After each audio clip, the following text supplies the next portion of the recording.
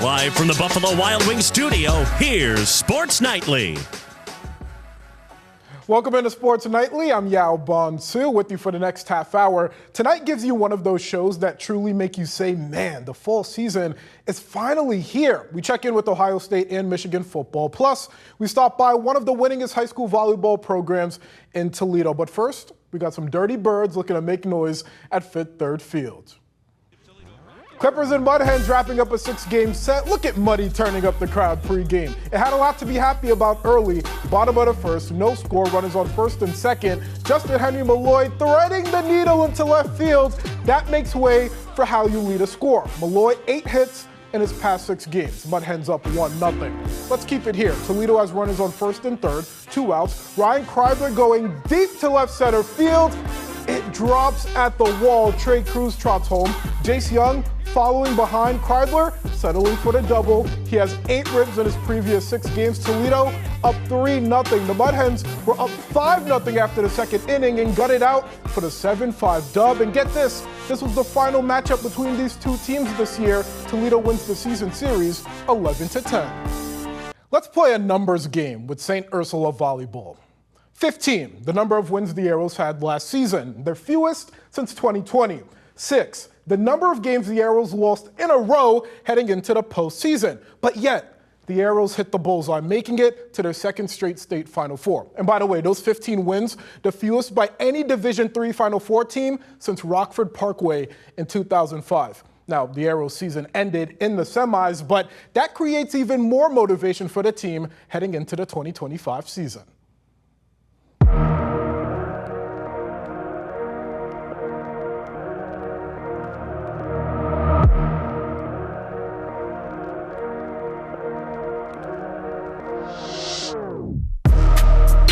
I think the beauty of this team is that we can all play multiple positions. We can all really grow in each position, and that was a big focus for the majority of us. Mark your calendars. Thursday, September 4th, it's a battle between state-ranked teams. St. Ursula Volleyball facing Anthony Wayne. But not only is this a matchup between two teams that made it to the state Final Four in their respective divisions, but a dual broadcast for BCSN. Brad Woznicki, Gretchen Brown have the traditional broadcast on BCSN, and over on the NLL network, it's court level with Maddie Klein and Jordan Schreiber. Coverage beginning at 6 p.m. with both broadcasts available on the BCSN Plus app. To the soccer pitch, Bowling Green women's soccer looking to start 2-0 for the second straight year. Falcons facing the Fighting Illini of Illinois. First half, 30th minute, no score. The pass is wide to Isabella Mazzaferro, who scored the game winner in the season opener. She crosses it to Lizzie Boltnick. She can't tap it in. Game remains a stalemate. 32nd minute, Boltnick tracking the ball down through the middle of the field. The goalie, Izzy Lee, is way off her line, but Boltnick again can't convert. The Falcons had 5 shots in the first half, none of them resulting in goals. It was 0-0 at the break.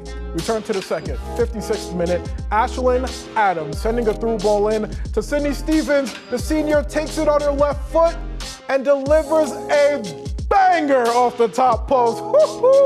Illinois leads 1-0 and holds on for the win. The Falcons fall to 0-5 against Big Ten teams since 2021. Coming up, it's inside the NLL, and we got the new Clay football head coach in studio. Come on back.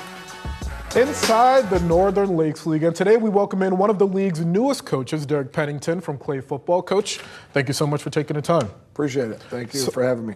So when you left Caledonia, it was seen as a retirement, but then 12 hours later, the wheels are turning to bring you to Clay. What was that process like? Well, I mean, I had looked out of state a little bit, and obviously, I had talked with Clay a couple times, and then retired from Michigan, and reemerged 12 hours later. It was 12-hour retirement. So, 12-hour retirement. I had plenty of time to fish and golf in those 12 hours. I hope you enjoyed it at least. It gave you a little taste of what maybe to come in the future. Yeah. While you were at Caledonia, you made the spread offense very famous, and you found a lot of success there. But now that you're with the new personnel, you had a few scrimmages under your belt at Clay. How do you think your personnel is adapting to your spread offense?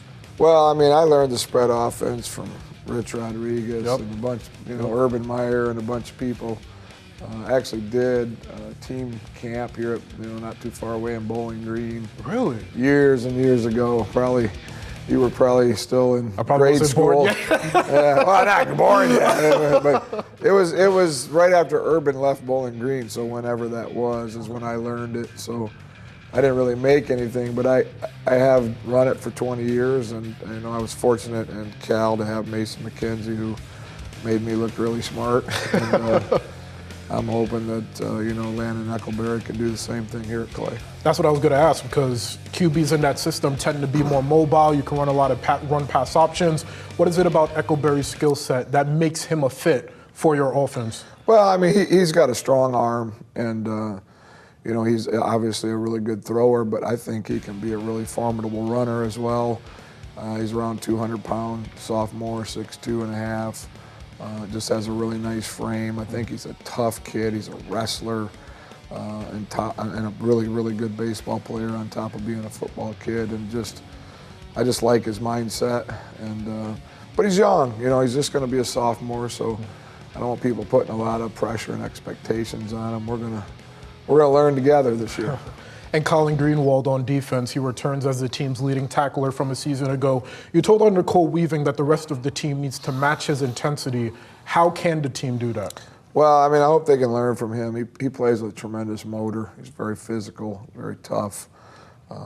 Last week against Maumee at the scrimmage, man, it felt like he was in on every tackle. We gotta get some other dudes to the ball to tackle besides him, but really like the way he plays the game, and he's going to serve double time some as a running back. I think he's going to be a formidable running back too.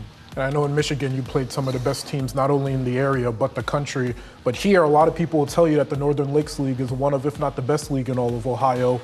What would you say was your earliest recollection of the competition in this league? Well, I mean, I watched film, obviously, as soon as we got the job here and started looking at some things. And obviously there's some great programs in the area. You got the Whitmers, Anthony Waynes, Perrysburgs, all those places that are really good, traditionally good football programs. And Clay's had a decent tradition too. So there's high expectations around this area and this league. It's a tough league. But it's nothing I'm not new to. That was the point, right? Prepping for Belleville at the state finals, prepping for Rockford every year, prepping for East Kentwood, those types of places. I'm used to seeing the high-level good players on film. There's good players here, obviously, too. If you look, I don't know how many of the quarterbacks last year out of this league went D1, but there were several, including Heinzel from Clay, who went to Pitt. And so a lot of good talent, and you're going to see some really good football in this area for sure. Excited to coach in it, to be honest with you. The new football head coach of Clay High School, Derek Pennington. Coach, thank you so much for taking the time. Yeah, I appreciate it, man. Thank you, buddy. That was fun. Coming up, we're sizing up the UMQBs. Is a decision on the way? Welcome back. Big weekend for Ohio State linebacker Sonny Styles. The senior awarded the Block O jersey. It's the second straight year a linebacker has been given the honor. Styles named one of OSU's hardest workers in the offseason the last 2 years in a row, and is also named one of 4 captains for the third-ranked Buckeyes, joining safety Caleb Downs, wide receiver Brandon Ennis, and offensive lineman Austin Survelt. Like Styles, Survelt, an Iron Buckeye for his work over the summer. And the gains he has made on the field and in the locker room have not gone unnoticed. In high school, I ran triple option. I didn't know what an offense really was. So just keep building, keep learning, and always in the playbook, always watching film. Meanwhile, in Ann Arbor, the theme all summer has been TNT. Today, not tomorrow. That's second-year head coach Jerome Moore's way of saying we're trying to keep the team focused on the here and now, or should I say the controllables. This weekend, the Maize and Blue with their second inter-squad scrimmage, but don't expect a QB decision this week. Moore saying he will wait until next Monday, game week, to make that announcement. But he likes the experience Mikey Keene and Jake Garcia bring, but he can't deny the talents of either Jaden Davis or Bryce Underwood. But it certainly sounds like Underwood, the true freshman, has all of the intangibles.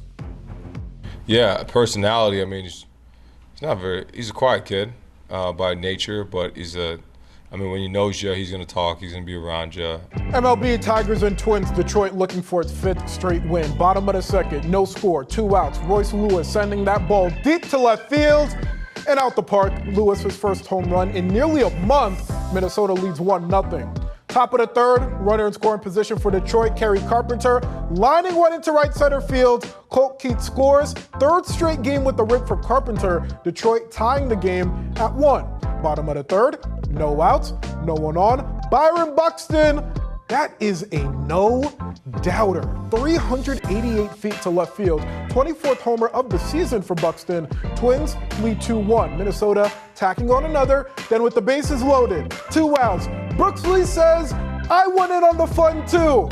The first career grand slam for Lee puts this game out of reach early. Detroit falling 8-1. Tigers still lead the AL Central by 8.5 games.